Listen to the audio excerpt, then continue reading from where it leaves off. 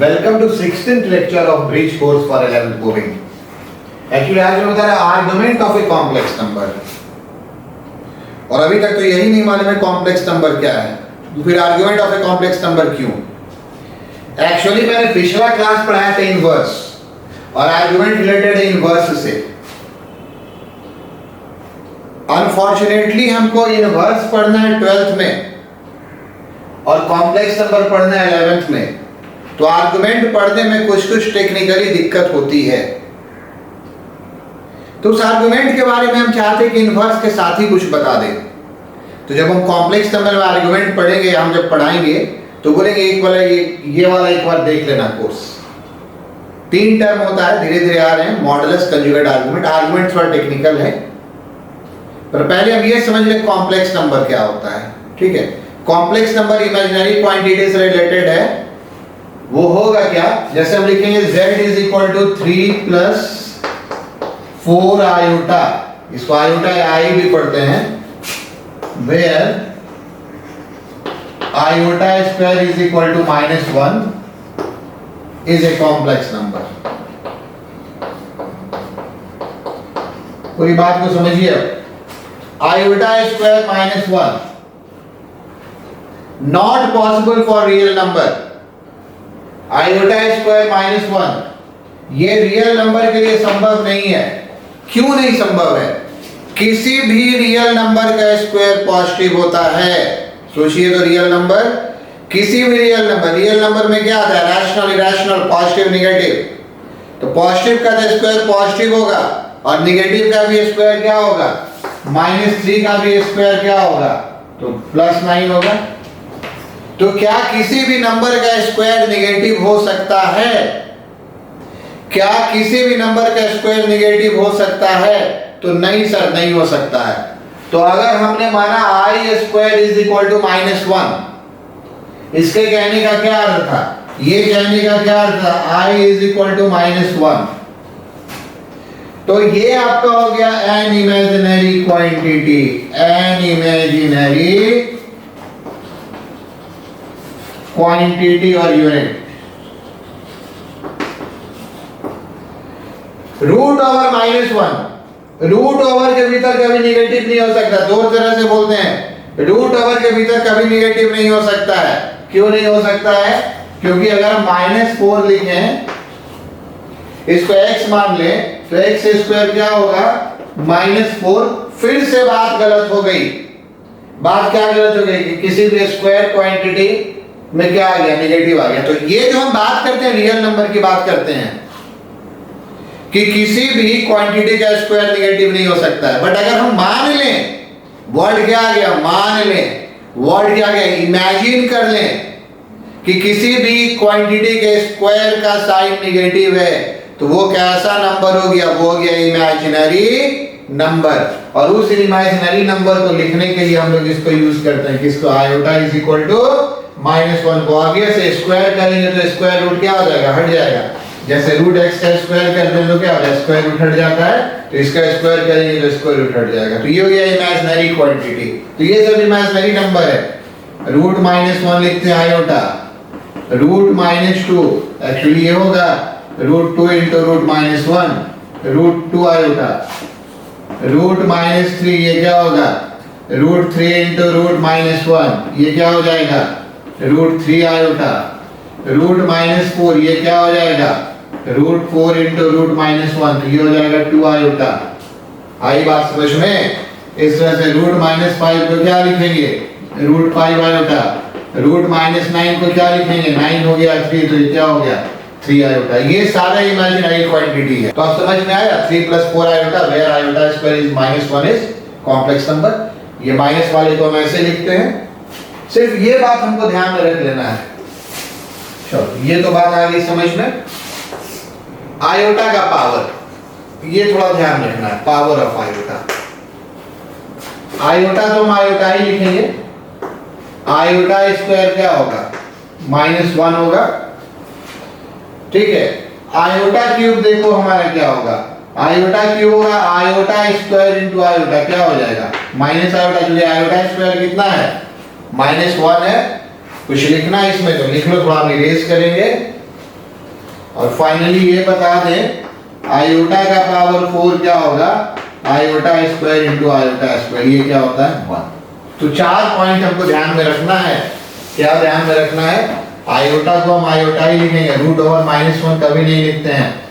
Iota square -1 होगा, iota cube minus iota होगा, और आयोटा का 4 हमारा क्या होगा 1 होगा। सर आगे, तो आगे निकालो, ये आयोटा का पावर 5, आयोटा का पावर 6, आयोटा का पावर 7, आयोटा का पावर 8 कैसे होगा सर। आयोटा का पावर 5, आयोटा का पावर 5 क्या होगा, आयोटा 4 इंटू आयोटा होगा, आयोटा 4 का मान क्या हो गया 1 हो गया, 1 इंटू आयोटा क्या हो जाएगा आयोटा, तो 4 ही चलता है। ठीक है, फिर ये iota 5, iota 6, iota 7, iota 8, iota 9, iota 10, iota 11, iota 12 and so on. But 4 basic है, इसको हमको याद रखना है। तो ये हमारा हो गया कॉम्प्लेक्स नंबर। कॉम्प्लेक्स नंबर कैसा नंबर हो गया, एक ऐसा नंबर जिसका एक रियल पार्ट हो और जिसका एक क्या हो imaginary part. x plus iota y, ये इसका क्या हो गया x y रियल नंबर है, रियल पार्ट, और ये इसका क्या हो गया, ये इसका हो गया imaginary part, imaginary part. Sir iota क्या है, तो आयोटा हमारा है रूट ओवर -1 या आयोटा स्क्वायर 1। यही हमारा z हमारा क्या हो गया, ये z हमारा क्या कहला जाएगा, z कहला जाएगा कॉम्प्लेक्स नंबर। कॉम्प्लेक्स नंबर क्या हुआ समझ में आ गया। जो सबसे इंपॉर्टेंट पॉइंट हमको आना आर्गुमेंट पे, ठीक है, तो सबसे जो इंपॉर्टेंट बात है, तो कुछ लिखना तो आप लिख लिया, ज्यादा कुछ नहीं लिखा था, ये बड़ा जरूरी होता है। Representation, representation of a complex number, ये बहुत जरूरी है। ठीक है, हम रियल नंबर को कैसे रिप्रेजेंट करते थे, पढ़ा है 10th में, नंबर लाइन ले लिया 0 1 2 3, इवन तुमने √2 को रिप्रेजेंट करना सीखा है, ये 1 हो गया 1 हो गया, इसका आर्क से यहाँ पर √2। रियल नंबर किस पे रिप्रेजेंट होता है, एक लाइन पे, कॉल्ड नंबर लाइन।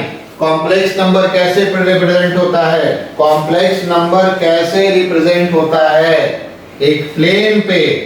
ठीक है, इस प्लेन का नाम है आर्गेंड प्लेन। इस प्लेन का क्या नाम है, इस प्लेन का नाम है आर्गेंड प्लेन। ठीक है, तो ये हम बनाते हैं एक आर्गेंड प्लेन एक्स वाई, जैसे नॉर्मल ग्राफ बनता है। इसमें हम कहते हैं एक्स एक्स को real axis, real part, real part, y y dash को इमेजिनरी एक्सिस, इमेजिनरी एक्सिस, या लिख लेना इमेजिनरी पार्ट। अब कोई भी कॉम्प्लेक्स नंबर है, सपोज करो हमने कॉम्प्लेक्स नंबर लिखा 3 + 4 आयोटा, इसका कोऑर्डिनेट क्या होगा, कोऑर्डिनेट क्या होगा, कहने का अर्थ इसका रियल पार्ट कितना है 3 और इमेजिनरी पार्ट कितना है 4। तो यहां पे मान लो इसका हमने z1 इस बार दे दिया 1 2 3 4 5, 1 2 3 4, यहाँ इधर दे रहे -1 0, थोड़ा नजदीक कर ले, -2 -3 -4 -1 -2 -3 -4। तो 3 4 कहां पर होगा, यहाँ 3 और यहाँ 4 होगा, तो ये पॉइंट हो गया z1 3 4। यहाँ आयोटा 2 आयोटा 3 आयोटा 4 आयोटा नहीं लिखते हैं।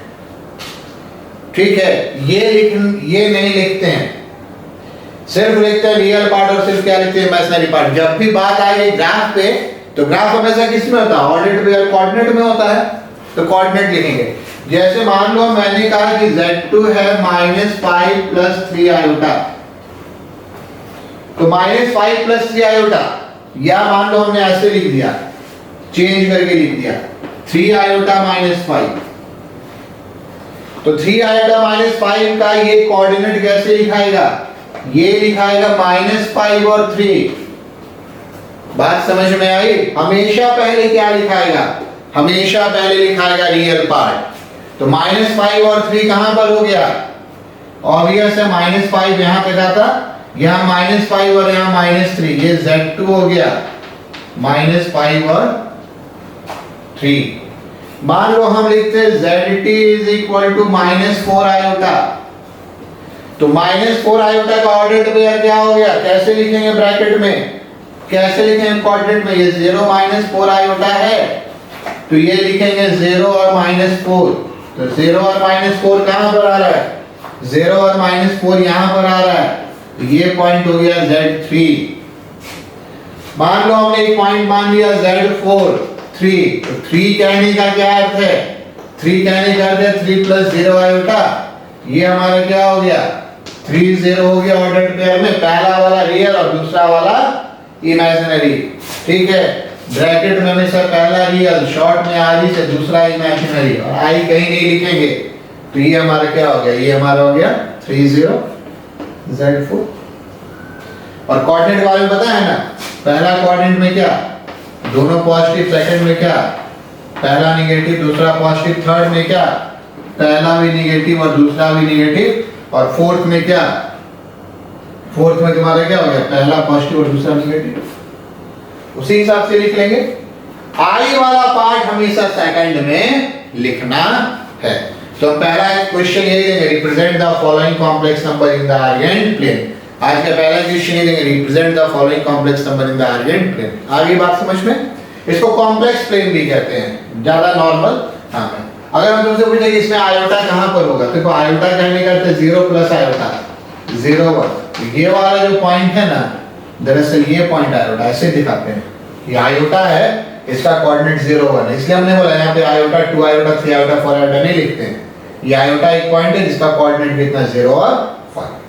तो रिलेटेड आगे कॉम्प्लेक्स नंबर कोऑर्डिनेट से भी। और हमको कहां तक आना है? हमको आना है argument of a complex number पे। हमको कहां पे आना है? Argument of a complex number पे। वो इनवर्स से रिलेटेड है, लेकिन उसके पहले इसमें 2 और पॉइंट है। चलो, इसमें जो कुछ भी आपको लिखना है वो आप लिख लो, कुछ खास है नहीं। रियल पार्ट, ये वाला चीज को हमेशा ध्यान में रखेंगे। यहाँ जिसके साथ आयोटा इमेजिनरी पार्ट है बाहर नहीं लिखाएगा, जिसके साथ आयोटा नहीं है रियल पार्ट है।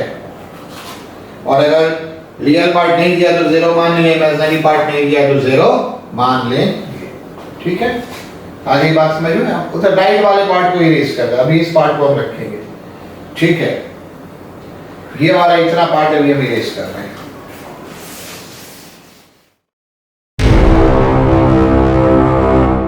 तो इसमें 3 टर्म, इसमें पहला टर्म है मॉडुलस।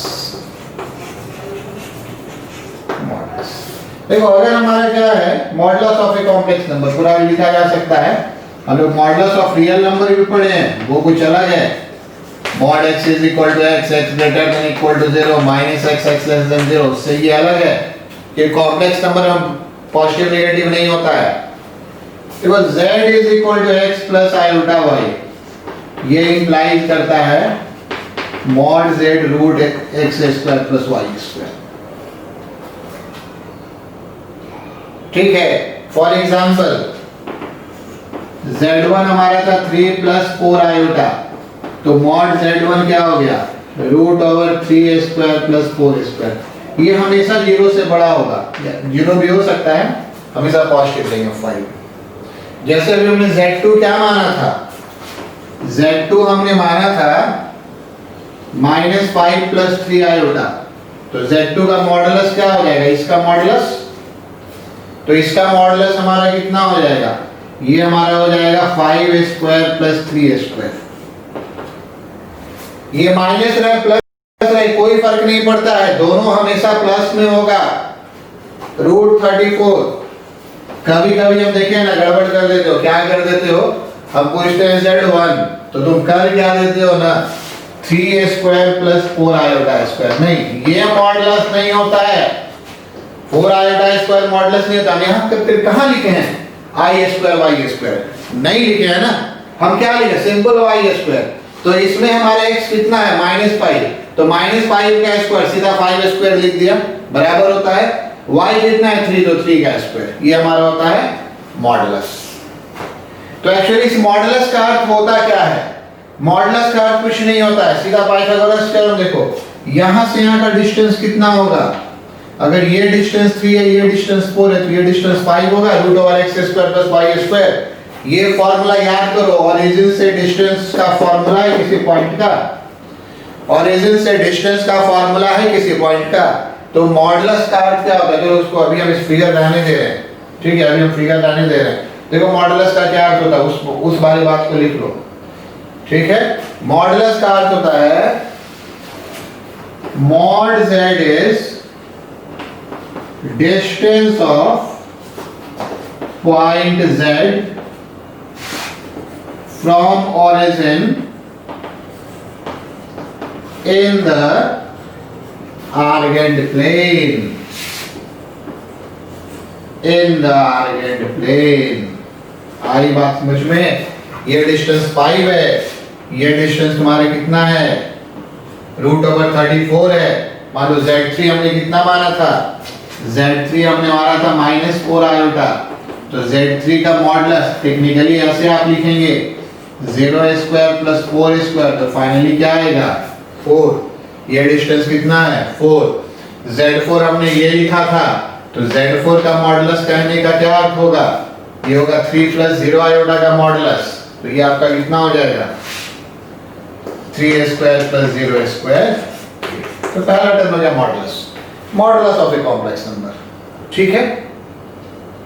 अभी हम आर्गुमेंट में नहीं, आर्गुमेंट थर्ड और सबसे इंपॉर्टेंट टर्म है, तो पहले कुछ कॉम्प्लेक्स नंबर बताना था। चलिए इसमें आपको जो कुछ लिखना है करिए, ये चीज लॉन्ग रन में बहुत इंपॉर्टेंट होगा, मॉडुलस का क्या अर्थ है।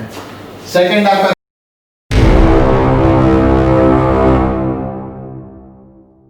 कंजुगेट है, ये बहुत बड़ा टर्म नहीं है। कंजुगेट तो आप 10th से पढ़ते आए, कंजुगेट ऑफ z, ठीक है, चलिए सब हटा दें। अगर आपका z है, कंजुगेट के बारे में आप जानते हैं, 2 + √3 का कंजुगेट आप क्या पढ़े थे, 2 - √3 पढ़े थे, तो वही है।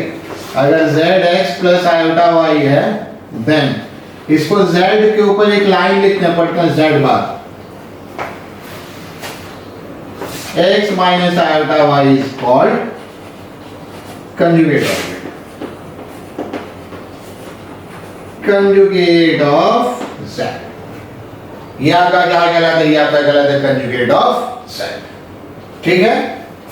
साइन चेंज कर देना, फॉर एग्जांपल अगर z1 3 + 4 आयोटा है, तो z1 का कंजुगेट कितना होगा 3 - 4 आयोटा, साइन चेंज कर देना है। यहां पे ध्यान रखना, जो हम उल्टा करके लिखे थे 5 आयोटा -3 है, तो इसका कंजुगेट देखिए क्या होगा, इसका कंजुगेट होगा -5 आयोटा +3 -3। कंजुगेट में किसका साइन चेंज होगा, कंजुगेट में इसका साइन चेंज होगा। जैसे हमने Z3 क्या लिखा हुआ था, फिर इसको हटा दें, जैसे हमने Z3 क्या लिखा था, Z3 लिखा था -4 आयोटा, तो इसका कंजुगेट क्या होगा, ये हो जाएगा 4 आयोटा, आयोटा वाले का साइन चेंज होगा। Z4 हमने क्या लिखा था 3, तो इसका कंजुगेट एक्चुअली इतना ही रहेगा, 3 रहेगा। क्यों रहेगा, 3 मतलब क्या हो गया 3 + 0 आयोटा, इसका कंजुगेट लेंगे टेक्निकली 3 - 0 आयोटा, तो यही होगा। तो कंजुगेट कुछ खास नहीं है। अब हम आते हैं सबसे इंपॉर्टेंट टर्म पे,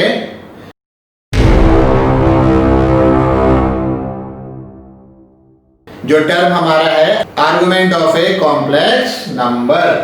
चलिए इसको एक्चुअली इनवर्स से रिलेटेड इसी को समझाना था, थोड़ा बहुत आप ये भी सीख गए, चलिए ठीक है, बहुत काम देगा। जो कॉमर्स वाले मैथ्स पढ़ रहे हैं उनको ये बहुत काम देगा, बायो वाले को ये बहुत बाद में काम देगा। अगर आप हायर स्टडीज में जाते हैं तो आपको इसकी जानकारी होनी चाहिए। देखिए आर्गुमेंट एक्चुअली होता क्या है, अब आ जाइए थर्ड टर्म है जिस पे मैं एम्फेसिस दूंगा, argument of a complex number.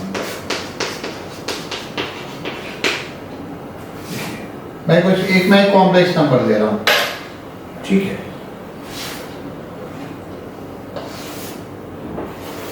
Suppose कीजिए मैंने कॉम्प्लेक्स नंबर लिया है ये मान लिया मैंने लिया 1 और √3। 1√3 कहने का क्या अर्थ है, Z1 नाम दिया, 1 + √3 आएगा। इस कॉम्प्लेक्स नंबर को आप ओरिजिन से मिलाइए तो ये एंगल कितना बनेगा, आप इसको फाइंड आउट कर सकते हैं। ये एंगल कितना बनेगा, तो हाँ सर बिल्कुल फाइंड आउट कर सकते हैं, क्योंकि ये वाला जो ये वाला जो मेरा लेंथ है, जो परपेंडिकुलर लेंथ होगा कितना होगा, √3 होगा, और बेस कितना होगा 1 होगा, तो tan थीटा आपका कितना होगा, tan थीटा आपका कितना होगा, आपका tan थीटा होगा √3/1, तो थीटा आपका कितना होगा, थीटा आपका होगा tan इनवर्स √3, और ये कितना हो जाएगा π/3। यही जो थीटा है या π/3 है, ये आर्गुमेंट है, यही आपका क्या है, यही आपका आर्गुमेंट है, आर्गुमेंट ऑफ z। किसी भी कॉम्प्लेक्स नंबर को अगर ओरिजिन से मिलाया गया, किसी भी कॉम्प्लेक्स नंबर को अगर ओरिजिन से मिलाया गया, तो वो कॉम्प्लेक्स, ये जो लाइन बनेगा, ये लाइन कितना एंगल बनाएगा, किसके साथ, पॉजिटिव एक्स एक्सिस के साथ। कितना एंगल बनाएगा, किसके साथ, तो पॉजिटिव एक्स एक्सिस के साथ। यही आपका क्या कहलाएगा, आर्गुमेंट। सपोज कीजिए हम एक और नंबर लेते हैं, मान लीजिए हम एक नंबर ले रहे हैं, इस बार थोड़ा बड़ा नंबर दे रहे हैं, मान लीजिए हम नंबर ले रहे हैं -3 और 3, Z2। तो Z2 अगर हमने नंबर ले लिया -3 + 3 आयोटा, इसको अगर हम ओरिजिन से मिलाएंगे तो ये कितना एंगल बनेगा। अब ये इतना आसान नहीं था कि ट्रिगो से बना लें, तो यहां पे जो है आपका इनवर्स का कॉन्सेप्ट आ जाता है, यहां पे आर्गुमेंट का कॉन्सेप्ट आ जाता है और इनवर्स का यूज होता है। ठीक है, आपका यहां भी हो सकता है कॉम्प्लेक्स नंबर, यहां भी हो सकता है कॉम्प्लेक्स नंबर। तो फर्स्ट क्वाड्रेंट में तो सब कुछ राइट एंगल नजर आता है, but second, third, fourth quadrant में कुछ राइट एंगल नजर नहीं आएगा, क्योंकि आपको एंगल ये निकालना है, और राइट एंगल अगर आप बनाना चाहेंगे तो फिर यहां पे बन रहा है, क्वाड्रेंट रूल जैसा सिचुएशन आ रहा है, तो यही आर्गुमेंट आपको सीखना ही, एंगल कितना होगा। तो इस पर हम आते हैं, पर टेक्निकली पहले हम आर्गुमेंट को डिफाइन कर दें। ठीक है, इस पर हम जस्ट आएंगे। देखिए क्या है, जैसे मान लीजिए कोई कॉम्प्लेक्स नंबर ZXY है, तो ये एंगल आपका थीटा कितना बनेगा, ये y हो गया, x हो गया, ये कॉम्प्लेक्स नंबर हमने कौन सा लिया, Z। ठीक है, थीटा आपका कितना, tan थीटा कितना बनेगा y/x, थीटा आपका कितना बनेगा tan इनवर्स y/x। तो इसी को हम लोग क्या लिखते हैं, इसी को हम लोग लिखते हैं आर्गुमेंट z, इसी को क्या लिखते हैं, आर्गुमेंट z। तो हमने इसको डिफाइन कैसे ही करते हैं, इसको जरा हम इरेज बता दें, कैसे डिफाइन करते हैं। If z is equal to x plus iota y, then argument z is equal to tan inverse y/x, ऐसे ही डिफाइन कर देते हैं। ठीक है, ये फर्स्ट क्वाड्रेंट के हिसाब से डिफाइन हो गया, तो एक लाइन इसमें जोड़ते हैं, it's value depends upon position of z।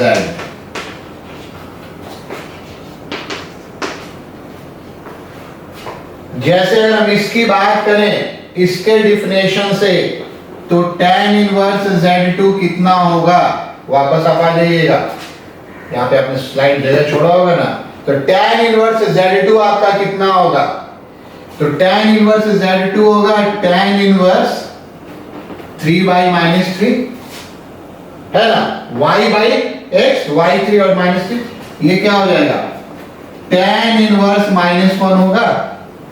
तो tan इनवर्स -1 किसका मान होता है, क्वाड्रेंट रूल को आप याद कीजिए, ये मान होता है 135 डिग्री का, मतलब ये क्या हो गया, ये हो गया आपका 3π/4, ये आपका क्या हो गया, ये आपका हो गया 3π/4। समझ में आई बात। तो अगर ये फर्स्ट क्वाड्रेंट में है तो इसका आंसर 0 से 90 तक होगा। अगर ये सेकंड क्वाड्रेंट में है तो 96 से 80 तक में आंसर होगा। थर्ड क्वाड्रेंट में है तो 180 से 270 तक होगा। फोर्थ क्वाड्रेंट में जाओ 270 से 360 डिग्री तक होगा। इसलिए it's value depends upon position of z। z का पोजीशन देखना इंपॉर्टेंट है। z का पोजीशन देखना बहुत इंपॉर्टेंट है, उसके बाद ये आर्गुमेंट निकाल सकते हैं। ठीक, ये जो एनसीईआरटी वाले ने बताया ना उसको ऐसे नहीं बता, उन्होंने दूसरे ढंग से बता दिया है। वो इन्वर्स से बचते हैं लेकिन वो कोई सॉल्यूशन नहीं है। आप एकदम इन्वर्स यूज कीजिए, लॉन्ग रन में आपको इस पे आना ही होगा। ठीक है, एकदम सेम तरीका। अब आर्गुमेंट में एक और क्या पॉइंट है कि आप क्वाड्रेंट रूल अगर आपको बहुत अच्छे से आता है तब तो आगे हमको कुछ बताने की जरूरत नहीं है। तब हमको आगे कुछ बताने की जरूरत नहीं है। आप क्वाड्रेंट रूल में एक्सपर्ट हैं, आप सीधा देखिए फर्स्ट क्वाड्रेंट का आंसर 0 से 90, सेकंड का 90 से 180, थर्ड का 180 से 270 और फोर्थ का 270 से 360। बट एक बात हम लोग बताते हैं, वो इसलिए बताते हैं कि आर्गुमेंट एक्चुअली दो ढंग से लिखा जाता है। आर्गुमेंट कितने तरह से लिखा जाता है? आर्गुमेंट बेसिकली आपका दो तरीके से लिखा जाता है। तो वो दो तरीका क्या है? क्वाड्रेंट रूल तो आप अप्लाई कर सकते हैं, बट एक ऐसा तरीका, तो छोटी सी बात अगर हम याद कर लें, क्वाड्रेंट रूल से ही कंक्लूजन निकाला गया है। कंक्लूजन किससे निकालेगा? क्वाड्रेंट रूल से।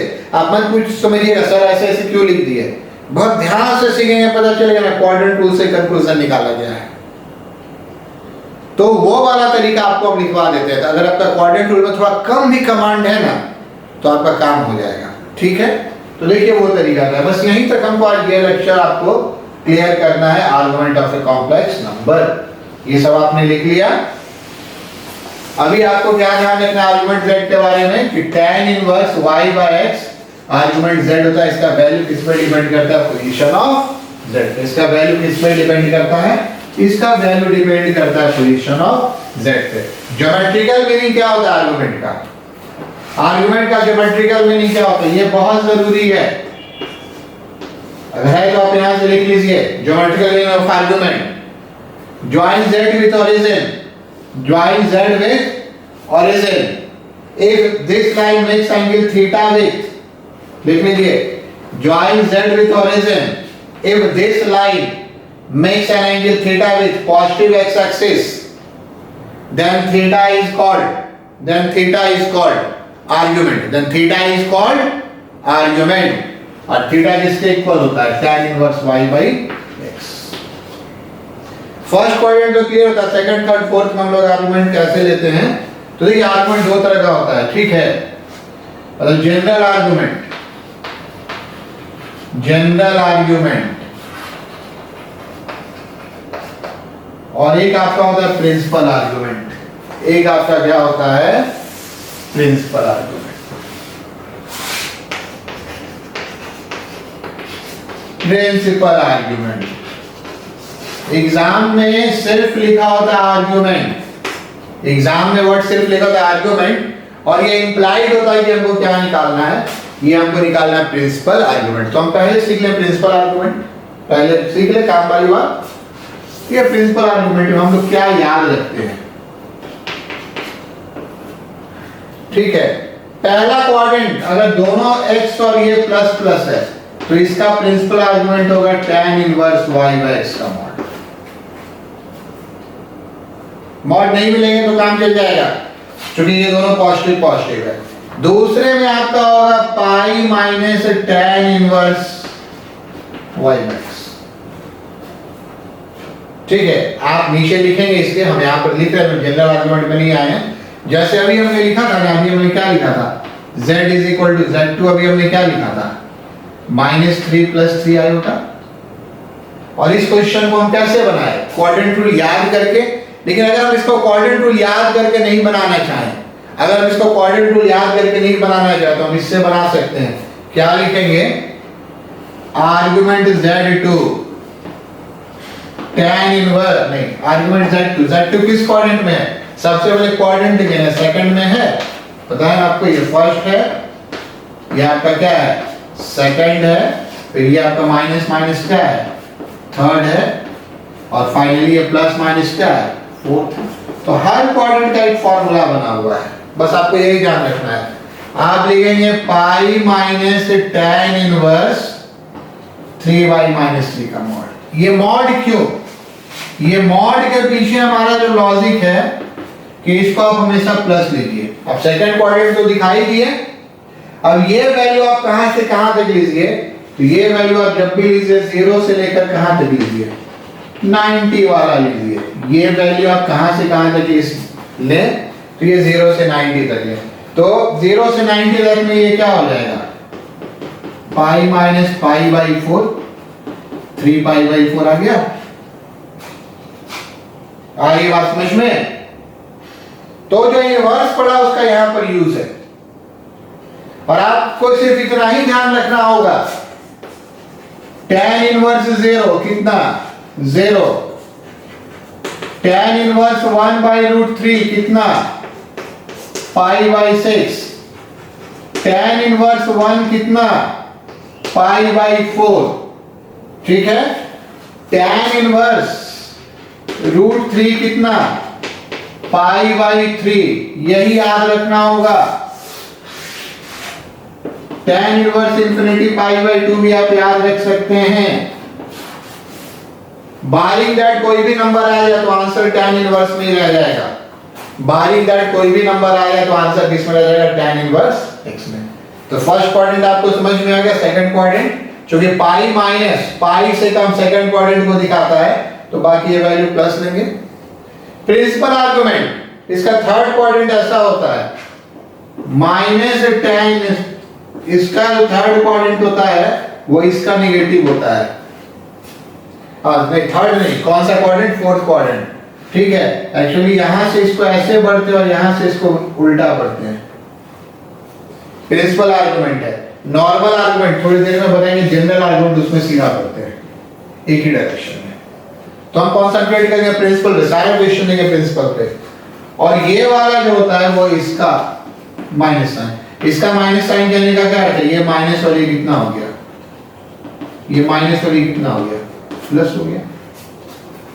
यही आपका प्रिंसिपल आर्गुमेंट, यही आपका क्या है प्रिंसिपल आर्गुमेंट। प्रिंसिपल आर्गुमेंट ये 0 to 180 डिग्री आएगा और माइनस 180 डिग्री टू 0 आएगा, ठीक है। इसका आंसर इसी में आएगा। चलिए अभी जनरल आर्गुमेंट आपका स्पेस थोड़ा हुआ, अभी हम इसको हटाते हैं। जैसे मान लीजिए हमने आपको एक नंबर दिया, हमने आपको नंबर दिया z3 is equal to 2 minus two root 3 iota, और पूछे कि इसका आर्गुमेंट क्या होगा, पूछे कि इसका आर्गुमेंट क्या होगा। तो आपको कुछ नहीं करना है, सबसे पहले क्या करना है, तो इसका आंसर होगा सबसे पहले पोजीशन देखना है कि ये किस क्वाड्रेंट में है। सबसे पहले पोजीशन देखना है कि इस किस क्वाड्रेंट में है। तो आप ये समझते हैं ना, ये बेसिकली क्या है, इसको अगर आप नंबर में लिखेंगे तो क्या होगा, ये होगा 2 और माइनस 2 रूट 3। कौन सा क्वाड्रेंट है? x पॉजिटिव और y नेगेटिव। कौन सा क्वाड्रेंट है? ये फोर्थ क्वाड्रेंट है। तो रूल किसका आपका लगेगा? आपका रूल लगेगा फोर्थ क्वाड्रेंट का। रूल किसका लगेगा? फोर्थ क्वाड्रेंट का। तो फोर्थ क्वाड्रेंट का रूल आपका कितना हो गया? देखिए tan inverse z3 minus tan inverse कितना माइनस 2 रूट 3 बाई 2, ये मॉड में, plus minus tan inverse root 3, फिर वहां से एक मान आ गया माइनस पाई बाई 3, ठीक है। एक और आप देखिए, मान लीजिए हमने मान लिया z4 minus 3 minus pi Y उठा, तो ये z4 आपका किस क्वाड्रेंट में है? तो सर ये वाला किस में था? ये वाला फोर्थ में था ना। ये वाला किस क्वाड्रेंट में है? थर्ड में है। तो थर्ड क्वाड्रेंट का फॉर्मूला क्या है? तो सर थर्ड क्वाड्रेंट का फॉर्मूला है tan inverse argument z4। Formula आप देखिए क्या है, ये आपका माइनस पाई प्लस कितना tan inverse y by x, तो कितना हो गया माइनस पाई बाई माइनस 3। तो अब ये कितना हो जाएगा थोड़ा सा हम ऊपर लिख दे रहे हैं, ये माइनस पाई और ये plus tan inverse pi by 3। यहाँ मॉड मतलब प्लस माइनस कुछ भी होना, ये तो फाइनली प्लस है। इसका यहाँ पे कोई चार्ट में मान है नहीं है, तो आंसर इनवर्स में रह जाएगा। नॉर्मली 80-90% क्वेश्चन ऐसा सेट होता है कि कोई ना कोई वैल्यू आपका मैच कर जाए, लेकिन नहीं मैच करेगा तो आंसर किस में रह गया? आंसर आपका किस में रह गया? इनवर्स में रह गया। तो ये आपका सिंपल क्या है? ये आपका सिंपल है प्रिंसिपल आर्गुमेंट। ठीक है, प्रिंसिपल आर्गुमेंट। पहला दो क्वाड्रेंट का मान 0 से 180 पॉजिटिव और पॉजिटिव होगा। अंतिम दो क्वाड्रेंट क्लॉकवाइज मूव करते हैं, क्या होगा? नेगेटिव। और ये आपका क्वाड्रेंट का फार्मूला हो गया, बस यही आपको ध्यान रखना है। और भी आप कॉम्प्लेक्स नंबर के ओरिजिनल लेक्चर में सीखेंगे, बट यही फार्मूला हो गया। ठीक है, अब है कि कितना एंगल बना रहे हैं, क्या बना रहा है, वो क्वाड्रेंट रूल से आपको मेजर नहीं करना है। अगर ये वाली बात आप ध्यान में रखते हैं तो बहुत क्वाड्रेंट रूल वाला दिमाग नहीं लगाना है। ठीक है, सीधा सीधा होगा। हर चैप्टर का एक अपना तरीका होता है जिसमें आप इसी को अडॉप्ट कर लीजिए। चलिए कुछ क्वेश्चन आपको हम और देते हैं। अभी भी जनरल आर्गुमेंट आपको हम नहीं बताए हैं। ठीक है, इसमें जो लिखना है लिख लीजिए। मान लीजिए हम एक नंबर लेते हैं Z5। मान लीजिए एक नंबर लेते हैं Z5। ये नंबर हम लेते हैं, सपोज कीजिए 1 माइनस रूट 3 आया था। और पूछ रहे इसका आर्गुमेंट कितना होगा, कौन सा क्वाड्रेंट? ठीक है, तो ये सर फिर से ये सर है प्लस और माइनस, ये सर प्लस और ये माइनस, सर फिर से ये फोर्थ क्वाड्रेंट। तो फोर्थ क्वाड्रेंट वाला फॉर्मूला लगेगा, क्या हो जाएगा आपका आर्गुमेंट Z5? हो जाएगा minus tan inverse minus root 3/1 minus tan inverse root 3। Root 3 देखिए तो कितना होता है, ये हो गया माइनस π/3। मान लीजिए हमने आपको दे दिया Z6। मान लीजिए हमने आपको दे दिया Z6 कितना, इस बार हमने दे दिया आपको सपोज कीजिए रूट 3i-1। इसका साइन बदल दिया तो किस क्वाड्रेंट में आ गया? एक्चुअली ये नंबर है -1 और प्लस रूट 3। पहले क्या लिखेंगे? रियल, फिर क्या लिखेंगे? इमेजिनरी। यही पकड़ना है। तो नेगेटिव और पॉजिटिव कौन सा क्वाड्रेंट है? सेकंड क्वाड्रेंट है, तो सेकंड क्वाड्रेंट है, तो फिर ये वाला फार्मूला लग गया। Z5 हो गया। Z6 के लिए क्या हो गया? आर्गुमेंट Z6 आपका क्या हो गया? सेकंड क्वाड्रेंट का क्या फार्मूला था? पाई माइनस tan इनवर्स कितना? Mod y/x। तो पाई माइनस tan इनवर्स ये आपका कितना हो गया? ये आपका हो गया फिर से रूट 3। इसमें माइनस प्लस का कोई मतलब नहीं है। पाई माइनस प्लस का मतलब इतना ही था कि आप क्वाड्रेंट डिसाइड किए तो फॉर्मूला डिसाइड हो गया। ये हो गया आपका पाई माइनस π/3। सॉल्व कितना हो जाएगा? 2π/3। इसमें से आप आर्गुमेंट निकाल सकते हैं।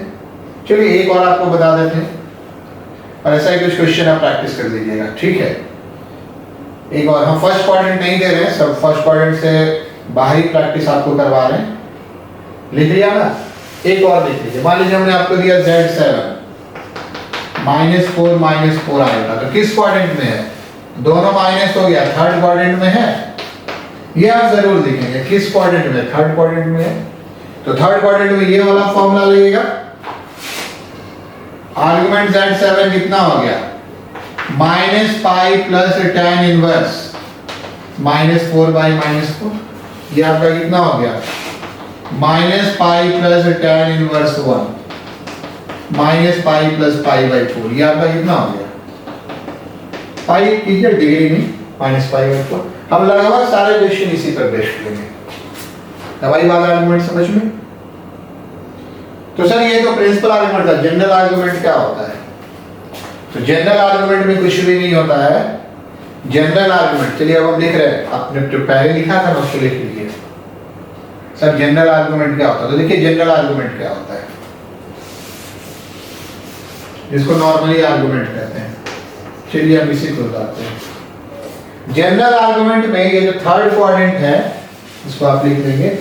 ये आपका हो जाता है pi plus tan inverse y/x। ये क्वाड्रेंट रूल से ज्यादा मिलता जुलता है। और जनरल में आपका आर्गुमेंट में क्या हो जाता है? ये वाला फोर्थ में क्या हो जाता है? 2π minus tan inverse mod y/x। General coordinate पूरा एंगल एक ही डायरेक्शन में चलता है। तो हम जो भी आर्गुमेंट देंगे आप क्या निकालेंगे प्रिंसिपल, ये बस आपकी जानकारी के लिए। जनरल आर्गुमेंट फर्स्ट और सेकंड थर्ड होगा, फर्स्ट और सेकंड सेम होगा, थर्ड में पाई प्लस, फोर्थ में 2 पाई माइनस, एकदम कोऑर्डिनेट रूल जैसा। देखो प्रिंसिपल में क्या होगा, इसका माइनस फोर्थ में और इसका माइनस थर्ड में। तो हम जनरल की बात ही नहीं करेंगे, ठीक है। आप एक ही पहले सीखिए, आप पहले एक ही सीखिए प्रिंसिपल आर्गुमेंट, लॉन्ग रन में वही काम देगा, ठीक है। ऐसे भी आप ब्रेज कोर्स में हैं, मैं कुछ नंबर दूंगा, पहला नंबर दूंगा रिप्रेजेंट करने, दूसरा नंबर दूंगा इसका, दूसरा क्वेश्चन इसका मॉडुलस बताइए, तीसरा क्वेश्चन इसका कंजुगेट बताइए, चौथा इसका आर्गुमेंट बताइए। तो मॉडुलस तो आसान है, स्क्वायर करके ऐड कर दिया। कंजुगेट भी आपका क्या है, आसान है, साइन चेंज कर दिया।